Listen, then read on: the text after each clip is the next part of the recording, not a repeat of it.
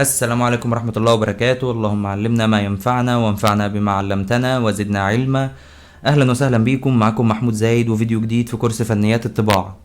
كنا اتكلمنا في الفيديو اللي فات عن مقاسات الورق المستخدم في عملية الطباعة، وعرفنا مقاسات ال A وال B وال C، وكمان عرفنا مقاس الفرخ والنص فرخ والربع فرخ، وعرفنا بعض استخدامات المقاسات ديت بشكل مبسط. النهارده بقى هنتكلم عن اشهر مقاسات المطبوعات بشكل تفصيلي شويه، وهنعرف كل تصميم ايه المقاسات الثابته ليه، وهل ليه مقاسات تانية ولا لا. السؤال هنا بقى، ليه في اصلا مقاسات ستاندرد وثابته للمطبوعات، وليه بحاول اظبط مقاساتي انها تكون متناسقه وفيها الى حد ما نسبه وتناسب؟ السؤال ده اجابته كانت في جزء من الحلقه اللي فاتت، وهنتكلم عن جزء منها النهارده، وتكمله الاجابه هيبقى في الحلقات الجايه ان شاء الله. الاجابه كانت في الحلقه اللي فاتت في جزء مقاسات الفرخ والنص والربع، ولما كمان اتكلمنا وقلنا على مقاس الفرخ الجاير والفرخ السليم، وقلنا ان كل صاحب مطبعه بيظبط الورق والمونتاج على ظبطة المكنه اللي عنده. جزء الاجابه اللي في حلقه النهارده هتعرفوه وتستنتجوه انتوا في الاخر. لو حابين تعرفوا الاجابه كامله ما تنسوش تعملوا لايك للفيديو وسبسكرايب للقناه وتفعلوا زرار الجرس، ويلا بينا نبتدي في حلقتنا. اول مقاس هنتكلم عنه النهارده هو مقاس الكروت الشخصيه، والكروت الشخصيه دي بالاخص بنحاول على قد ما نقدر اننا نخلي مقاسها ثابت ومتناسق، علشان لو حاولنا نغير فيها بيبقى شكلها مش لطيف وبتخرج عن المألوف اللي احنا عارفينه وبنشوفه، وكمان علشان حجمها الى حد ما صغير، ولو غيرنا ولو سنتي في مقاسها ممكن تعكسنا في عملية المونتاج وما تظبطش معانا. طيب ايه هي المقاسات المعروفة والمشهورة للكروت الشخصية؟ في الكروت الشخصية بنلاقي فيها 3 مقاسات ثابتة ودارجة جدا في عالم المطبوعات، وهي 9 في 5 او 8 في 5 او 9.5 في 5.5، ودي تعتبر الاشهر والاعم المقاسات الكروت. ولو حابب انك تتأكد ممكن تمسك اي كارت شخصي معاك وتقيسه بالمسطرة، مش هتلاقيه يخرج بره المقاسات ال3 دي. والمقاسات دي بتمشي معاك سواء هتصمم الكارت بتاعك عرضي او طولي، احنا هنا بنتكلم في مقاس ثابت مش بنتكلم في شكل تصميم، فانت لو هتصمم الكارت بتاعك سواء عرضي او طولي استخدم المقاسات دي. تاني مقاس معانا هنتكلم عنه النهاردة هو مقاس الليتر هيد او ورق المراسلات، والمقاس ده كنا ذكرناه قبل كده كتير في الحلقات اللي فاتت، وقلنا انه بيكون على مقاس الورق ال A4 اللي هو 21 في 29.7. تالت مقاس معانا هو مقاس الفواتير التجارية، ودي برضو اتكلمنا عنها يمكن الحلقة اللي فاتت واللي قبلها، ودي بنصممها على مقاس ال A4 او ال A5، وبالاخص ال A5، وبتبقى مقاس 14 و8 في 21، وممكن برضو نلاقيها على مقاس 17.5 في 25 اللي هو مقاس ورق ال B5. وطالما ذكرنا ال B5 يبقى نتكلم عن اشهر تصميم ممكن انك تعمله على المقاس ده، واللي هو روشتات الدكاترة. وزي ما قلنا في الحلقة اللي فاتت ان البي 5 ده هو مقاس النص التمانية اللي هو 17.5 في 25. مقاس التصميم اللي معانا بعد كده هو مقاسات الظرف، والظرف ده بنلاقي منه شكلين او مقاسين.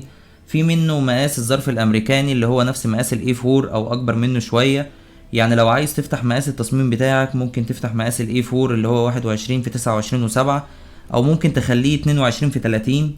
في بقى مقاس الظرف التاني اللي هو شبه اظرف البنوك او اظرف المراسلات، وبيبقى شكله مستطيل ومقاسه بيبقى 22 في 11. سادس مقاس هنتكلم عنه هو مقاس الفلاير، والفلاير ممكن نعمله على مقاس ال A4 او مقاس ال A5، وعلشان التوفير على العميل بنطبعه على ورق A5، وبيبقى ورق خفيف كمان علشان الفلاير بينطبع منه كميات كبيرة، يعني ممكن توصل مثلا ل10,000 فلاير في الطبعة الواحدة. المقاس اللي بعد كده هو مقاس البروشور، والبروشور علشان بينتني كذا تانية فبنطبعه على مقاس ال A4 او ال A3، وعلشان نقدر اننا نتنيه سواء تانية او تانيتين او 3 تانيات، ويكون التصميم باين معانا ويكون فيها مساحة مريحة نقدر ان احنا نكتب فيها او نصمم فيها. المقاس الثامن معانا هو مقاس الفولدرات، والفولدرات هنا اقصد بيها الفولدرات بتاعت معامل التحاليل والدكاترة، ودي بتبقى على مقاس ال A3 علشان لما تنتني او تتطبق على بعض نقدر نحط جواها الورق ال A4 بتاع التحليل والروشتات. في بقى مقاسات بتبقى على الربع الكامل او اقل منه شوية زي بوسترات الناخبين والنتائج بتاعت السنة الجديدة، ومقاس الربع زي ما عرفنا قبل كده بيكون 50 في 35 او 48 في 32. بنلاقي برضو تصميم متداول ومشهور وبنتعرض له كتير في مجال المطبوعات وهو تصميم النوت بوك.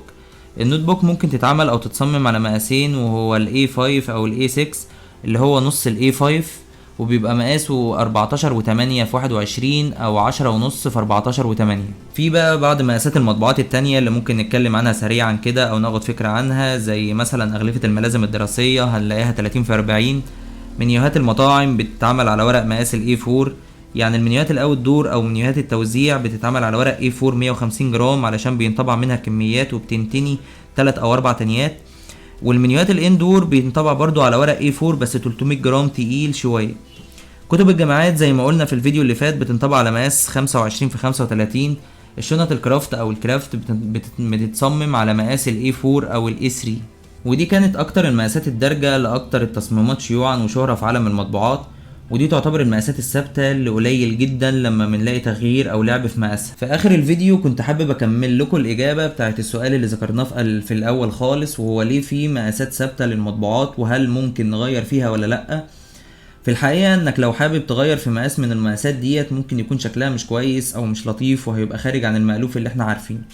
طب هل كده انا ما اقدرش اعمل اي تصميم انا عايزه او اي مقاس انا عايزه، او هل انا مش معرض ان اعمل تصميم لاي حاجة تانية وما يكونش في المقاسات ديت؟ الاجابة هنا انت هتبقى معرض كتير لتصميمات ومقاسات خارجة عن المألوف المتداول، بس في الحالة دي بنحاول نخليها مقاسات متناسقة وبنسبة وتناسب مع مقاس الربع او النص او الفرخ الكامل، لان ايا كان المقاس اللي انت هتشتغل عليه هترجع في الاخر تجمعها على مقاس الربع او النص او الفرخ، ولو المقاس مش مظبوط او مش متناسق ممكن لما تيجي تمنتجه يهدر معاك في ورق الطباعة. يعني ايه مونتاج ويعني ايه تجميع الشغل ده اللي هتعرفوه ان شاء الله معانا في الفيديوهات الجاية. ولو عجبتكم الحلقة ما تنسوناش من اللايك والسبسكرايب والشير وانكم تفعلوا زرار الجرس علشان يوصل لكم كل جديد.